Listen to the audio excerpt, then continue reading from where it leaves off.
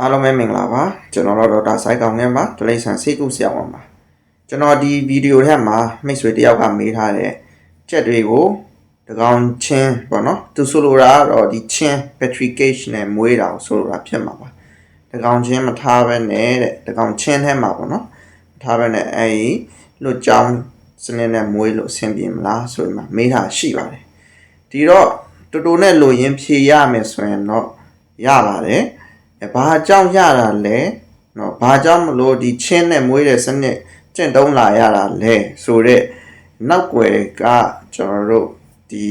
အကြောင်းပြချက်လေးသိရင်တော့ဟိုကောင်းတယ်ပေါ့နော်အဲကြောင့်မလို့ကျွန်တော်နည်းငယ်ရှင်းပြလိုပါတယ်ဒီတော့ကျွန်တော်တို့ဘာကြောင့်မလို့တကောင်ချင်းလွတ်ကြောင်းမှမွေးလို့ရတယ်လဲဆိုရင်ကြက်တွေရဲ့တဘာဝအတူနဲ့အတူပဲအပြင်မှာနေတဲ့လွတ်ကြောင်းစနစ်နဲ့ပဲကြီးပြင်းလာတယ်သူ့ရဲ့တဘာဝပေါ့နော်ကျွန်တော်တို့ဒါ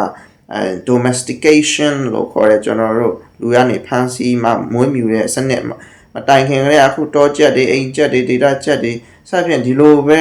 သူ့ရဲ့တဘာဝလျောက်ရှင်တန်အိမ်မှာနေထိုင်တာဖြစ်တဲ့ကြောင့်မလို့ဒါဒီဘာမှထွေထူးမှတို့အတွက်ဟိုမာယွန်းရမရှိဘူးပေါ့နော်နောက်တစ်ခုကဒီနိုင်ငံခြားမှာနောက်နိုင်ငံတွေမှာဆိုရင်ချင်းထဲမှာမွေးရင် stress ပြီးရပေါ့နော် stress ရှိတယ်ချင်းချင်းကြက်ထဲမှာနေရတော့ကြောင့်မလို့ဒီ stress ဟို stress များလာတဲ့အကြောင်းမလို့ပေါ့နော်ဒီ stress တွေများလာတဲ့ကြက်ဥเนาะကြက်သားကိုစားတယ်ဆိုရင်ကျွန်တော်တို့လူတွေမှာလည်းဒီ stress တွေကူးဆက်စေနိုင်တယ်ဆိုတော့ကျွန်တော်တို့ဒါသူတို့ရဲ့ပေါ့နော်ဟိုအမြင်ပေါ့နော်သူတို့ရဲ့ခံစားချက်တွေဒါမျိုးတွေရှိပါတယ်အဲအကြောင်းမလို့နောက်နိုင်ငံမှာဆိုရင်ကျွန်တော်တို့အရင်တော့ကသူတို့ခင်မီစွာမွေးခဲ့တဲ့ချင်းတွေကိုမတုံးတော့ပဲနဲ့ဒီ evap farm လို့ခေါ်တဲ့ကျွန်တော်တို့အလုံးပိတ်ပြီးတော့ဗောနော်မွေးတဲ့ခြံတွေကိုမလုတ်တော့ဘဲနဲ့တော့မှ organic ဗောနော်ဒါ organic တောင်ဖြစ်တယ်အပြင်မှာပဲလွတ်ကြောင်းမွေးတယ်ဗောနော်ဟိုလိုအိတ်တန်းလေးဆောက်ပေးတယ်သူကတဘာဝချက်ကလေးနဲ့နော်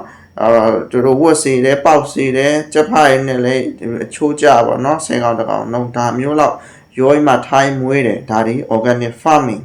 ဒီစနစ်ဒီနိုင်ငံခြားမှာလည်းပဲအရင်ကတွင်ကျဲစွာကျင့်သုံးမှမွေးမြူနေရပေါ့နော်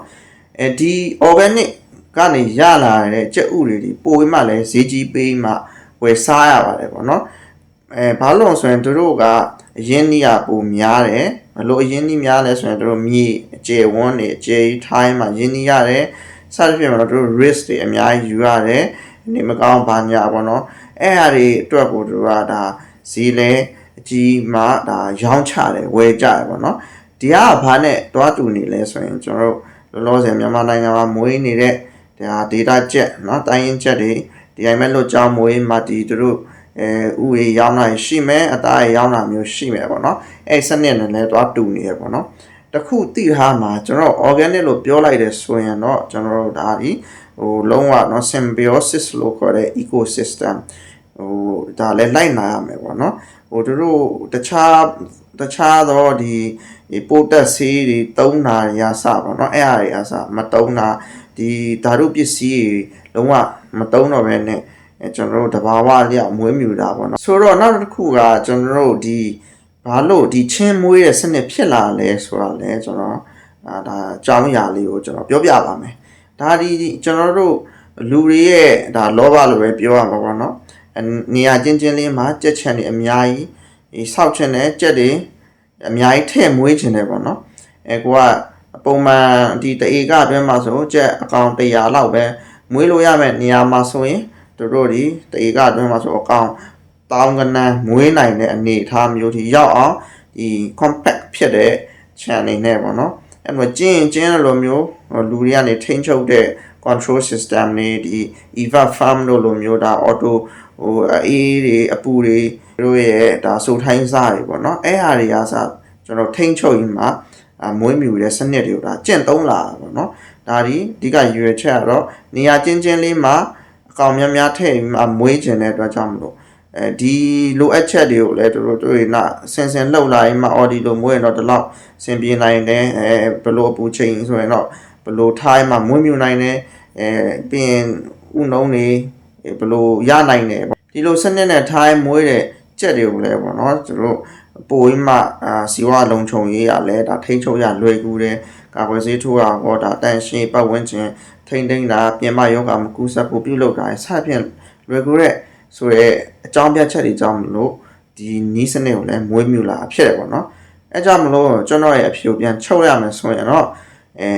တူကတော့အပြင်မှာတဘာဝနှစ်ယောက်ပဲလွတ်ကြောင်းပဲမွေးချင်းထဲပဲမွေးပေါ့နော်မွေးလို့ရပါတယ်ခင်မီဖွံ့ဖြိုးတိုးတက်ပြီးတဲ့နိုင်ငံတွေအောင်မှာတဘာဝလွတ်ကြောင်းစနစ်တွေကိုပြောင်းလဲမွေးမြူလာမျိုးရှိရပေါ့နော်အဲဟာကိုဘိုလ်ရူရရစီချင်တဲ့အတွက်ဒီ comment ကိုဖြည့်ချရင်လည်းပြန်လဲ